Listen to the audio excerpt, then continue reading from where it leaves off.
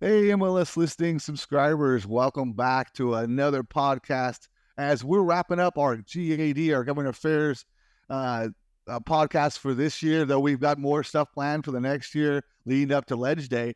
But we got a great guest today representing Silvar, the Silicon Valley Association of Realtors, the Government Affairs Director, Ryan Carrigan. Ryan, how are you doing today? I'm doing all right. Thanks for having me. We're thrilled to have you on. It's been a great series for us, really, to highlight, the vital work you guys do and look at all the local issues in each county, and affordable housing to rent control and everything. Before we kind of jump into the meat and potatoes here, maybe give us a little background about yourself and, and how you got to Silvar as the Government Affairs Director. Yeah, no, I again appreciate being here. I've been a Silvar since 2017. I actually came there from working for about 4 or 5 years with the city of San Jose. I worked for Madison when she was vice mayor, and then Tam Nguyen, who replaced her. I got to know a lot of the realtor community actually a little bit before that when I worked for the San Jose Silicon Valley Chamber of Commerce. And even before that, I did some work in San Francisco City Hall. I was a lobbyist for a firm that represented the city of Oakland. So I kind of had a really interesting opportunity to work in sort of all sides of the Bay Area in sort of that municipal and government affairs space. So give me a lot of good background on land use and city processes. And it's really served me well to be in sort of the whole range of cities we have in our Silvar area and in Silicon Valley. Right. No, that's the one thing I've seen is I've been really impressed with, obviously it's kind of in your blood, politics and serving the communities. But, why don't we jump on and start, I want to look at local and at the state level. But locally, some of the issues that, this last year that you guys have been advocating and dealing with. Maybe we start with East Palo Alto and OPA. Yeah, that's something we're, knock on wood, quickly coming to a final decision on. I think the one good thing you're probably learning from our series is that a lot of these issues are in almost all of our cities right now. Right. So I'm able to talk to Gina or Kieran or some of these other folks to learn what they did and arguments that help for them.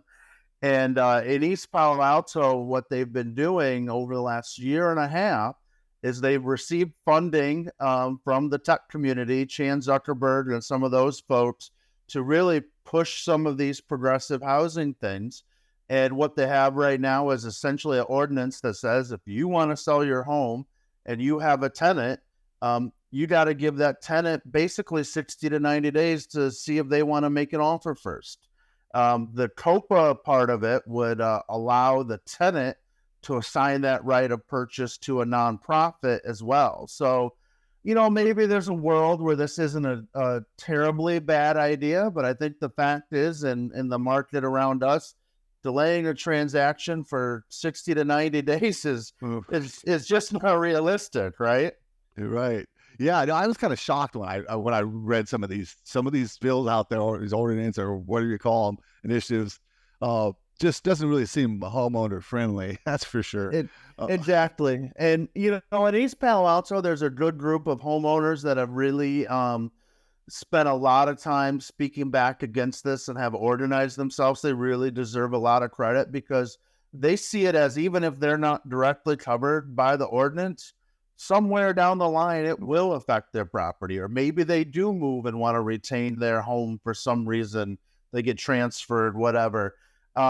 So, just to let you know where we're at with that, they did have a vote to basically move forward with the ordinance last week.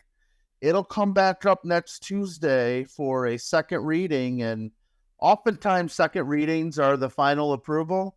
But a little birdie told me someone might pull it and have some additional conversations to see if the city is really sure this is the version they want to go with. So, I hope the Silvar members out there will be paying attention to maybe some notices that'll be coming out early next week. Nice. And you're right.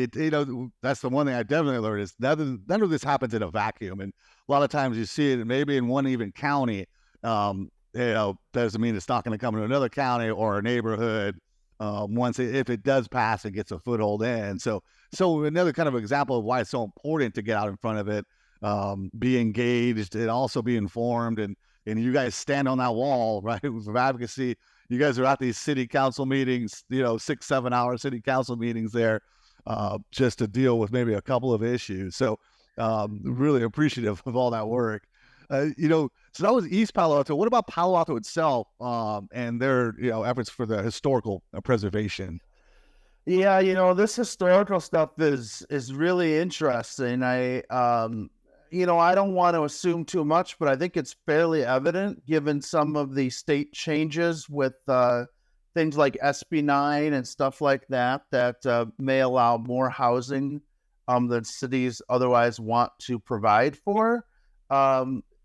The cities are being creative and finding ways to see if they can slow that down. And one of the things they can do to do that is designate additional historic districts or historic homes and things like that. So in Palo Alto, they started this a number of years ago and actually had a referendum, I believe, in 2000 on a historical homes ordinance that did not pass. But they got a list of about 60, 70 homes now that they're thinking about adding. And there was fortunately just a very good meeting with the Historical Resource Board where probably 20, 30 residents, if I'm counting correctly, showed up and basically said, this is my property that's on the list and I don't want to be covered. If you put me into this, there are certain upgrades I might not be able to do. There might be certain, expansions to my homes, other renovations that you're going to tell me I can't do just because my home has been here for X amount of time or something like that.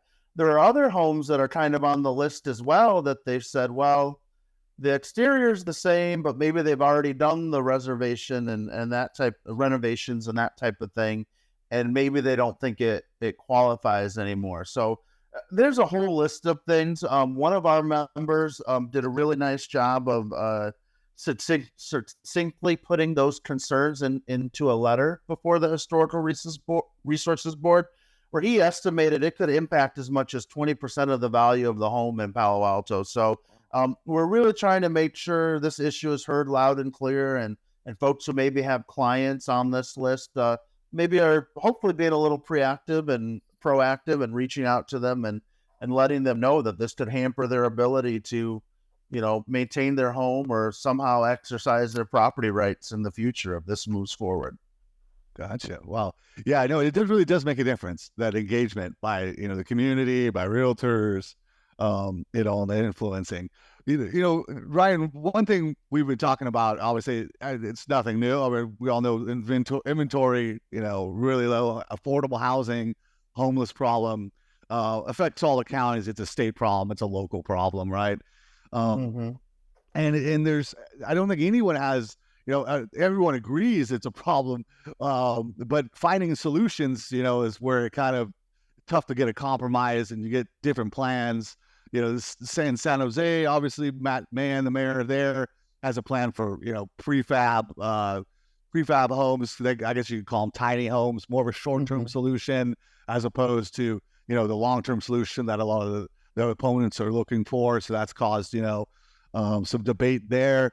And I wanted to talk about Sunnyvale, though, because, Sunnyvale and Cupertino here. In Sunnyvale, they have kind of a innovative, proposal there, which I think it's over on the Kuiper Road there. They're going to put up a 7-floor apartment building in its place of I think it's a commercial right now, but 29 apartments, which doesn't sound a lot, but 112 beds in there because it's more of a communal thing where they're sharing a bathroom, right?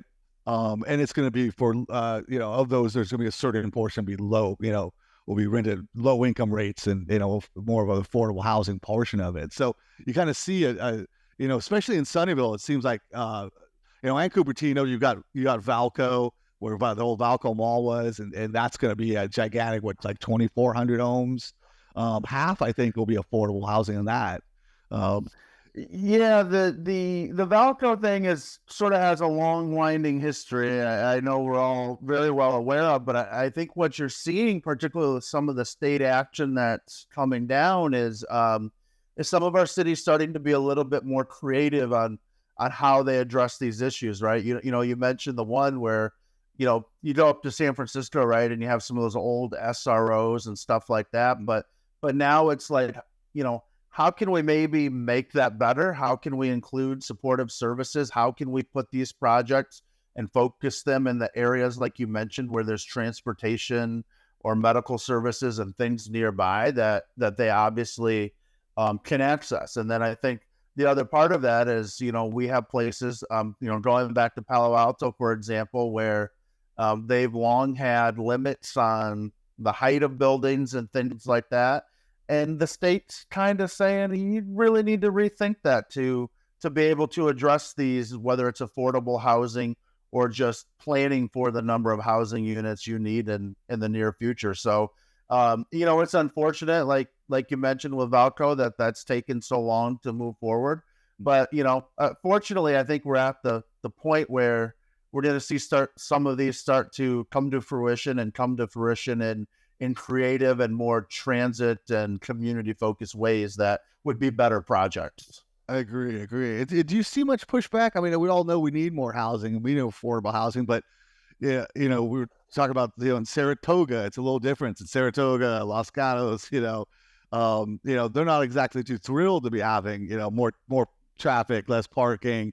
I know there, obviously the construction in Los Gatos, and I know right here living in Saratoga myself, I know I've got signs right out front because they want to build a 200 condo, affordable housing units in there. And, it's kind of like the not in my backyard type deal. So at the same time, people are saying we need more housing, affordable housing, but not kind of here, right?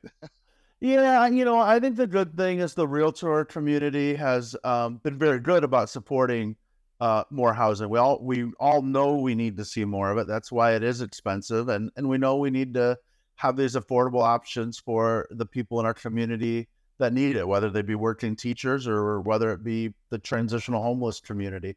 But I think in large part the pushback against the state being aggressive that a lot of our very responsible cities often make, that I think I agree with, and I think a lot of our membership would agree with.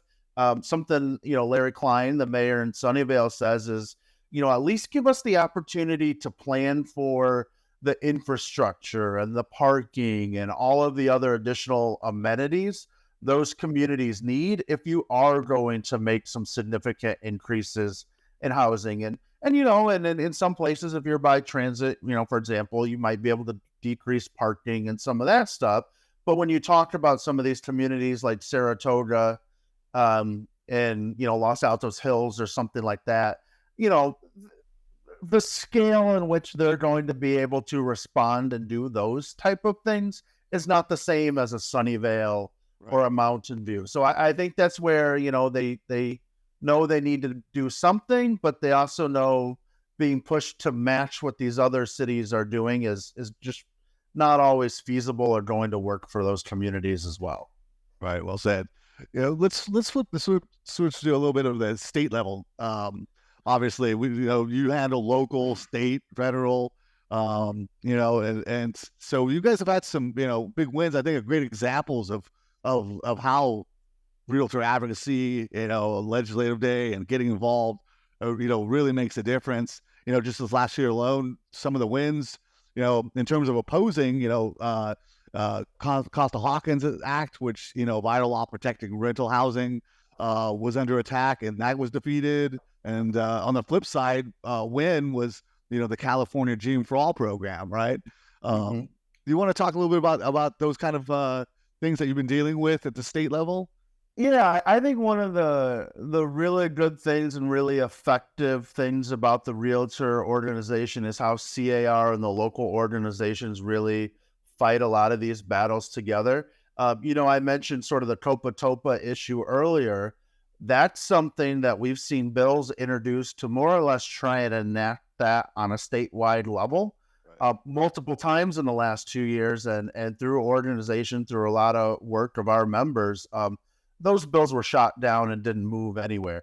Like you mentioned, Costa-Hawkins has been under attack in a whole number of ways. And while I don't think any of us are thrilled about AB 1482 and some of the rent control things that came out of that, it's also given us cover on the local level to tell our cities, you don't need to do anything more restrictive of that or with that, because we do have the statewide, sort of backstop that provides some of those protections. Even though it's not great, it helps some of our locals from becoming much worse.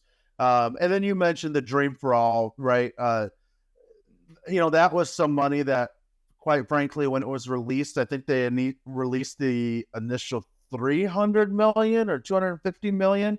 And that was basically subscribed within the first week and a half.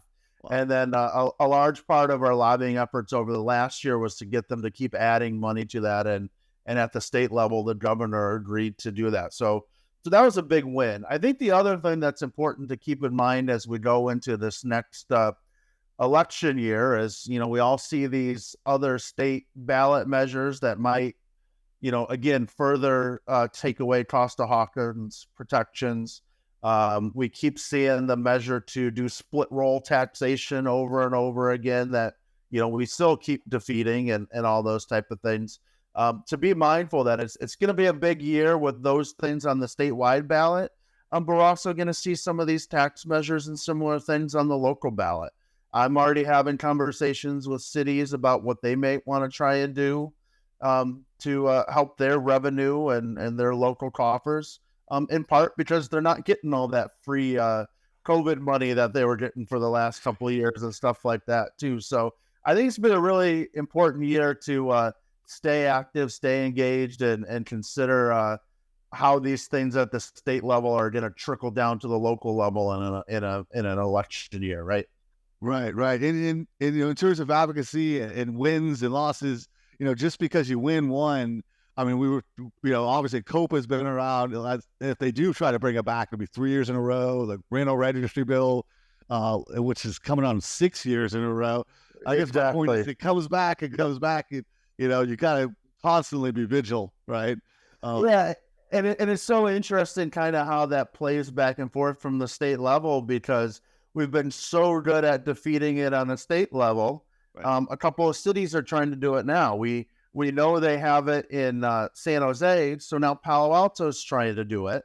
But one of the fortunate things about San Jose having it is we have data that says, well, if you look at the data, 95% of evictions are from non-payment of rent.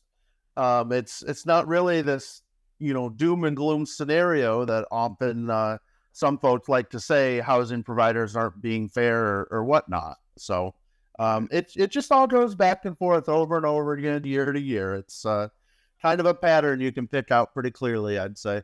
Oh yes. One thing we didn't mention is, and this will probably be played out over the next few years, is the electric mandates as well.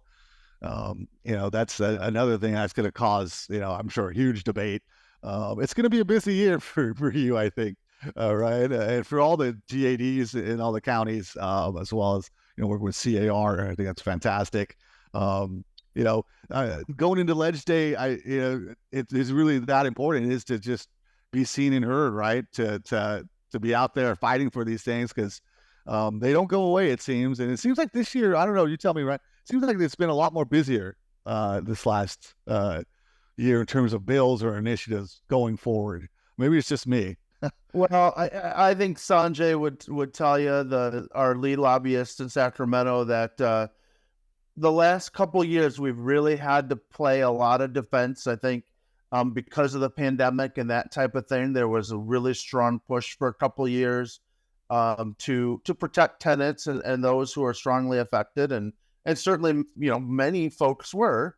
But as far as I'm aware, there's nobody offering money to, help, property owners or housing providers that had tenants that didn't, pay rent for a year and that type of thing. And there was some funding that would help fill that gap. But then you had to, get your tenants to cooperate and that type of thing. So, I think we're finally back in a position where we can be more proactive, like you mentioned, supporting the Dream for All, and getting things together that would really help push for more homeownership housing and that type of thing. But there's still, like you mentioned, those big, tough issues to work out with electrification Fire insurance is another tough one. You mentioned Saratoga and Los Gatos earlier. It's tough for them to build too, because out in some of those fire prone areas, it's hard to do much of anything out there, and you probably don't want to for safety reasons. So there's some thick issues out there that we're still chipping away at.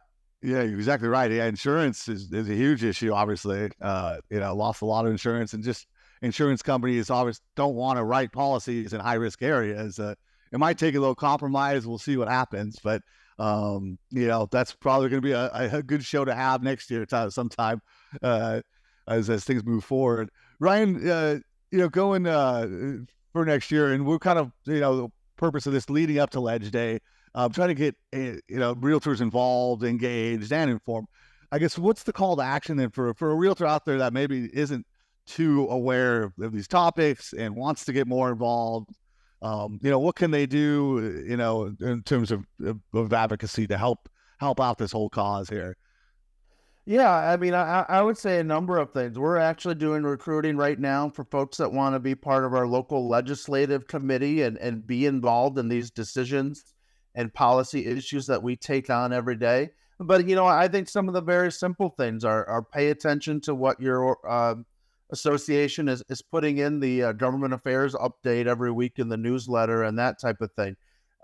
The other thing is, as you have your office meetings and stuff, don't be afraid to reach out and ask the GADs, the government affairs or officers, or the folks on the legislative committee to come in and give updates, and not just so you're informed, but as you contribute to the Realtor Party and the Realtor Action Fund, what that money's doing. What the return is on your contribution.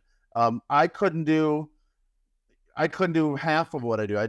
It's way more than half without all the great folks that contribute to the Realtor Party, that fund the advocacy efforts and things we do.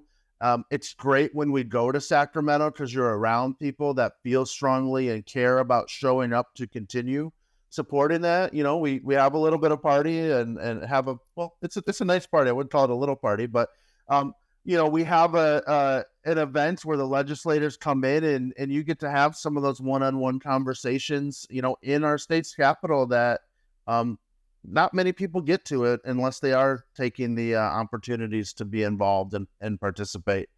And then the other part too is, just pay attention what's happening in your neighborhood. I think people forget that, your planning commission member or your parks commission member or is tomorrow's city council member who's, next year's assembly member. And it's from building out and maintaining all those relationships like realtors are doing every day that makes us effective when we do need to do these strong advocacy campaigns as well. Exactly. Ryan, I gotta tell you, you do a great job. I just want to say thank you for everything you do, as well as Silvar and all the government affairs departments we've talked to. Just really impressed, and keep up the great work. And if you guys ever have anything, it's on the horizon. I know we're going into the holidays, but next year, let us know. We'd love to have you back on, to keep talking about these local ordinances, state ordinances, and just keeping everybody involved and engaged there. For sure. I'm fortunate at Silvar that we have such strong leadership with Paul Cardis and Jim Hamilton's our president now. But I certainly would love to maybe do this again. Maybe another time we can dive in a little bit more on some deeper topics and do some education. But I'm open anytime you're available. Fantastic. Thanks so much, Ryan. Take care. Thank you. Appreciate it again.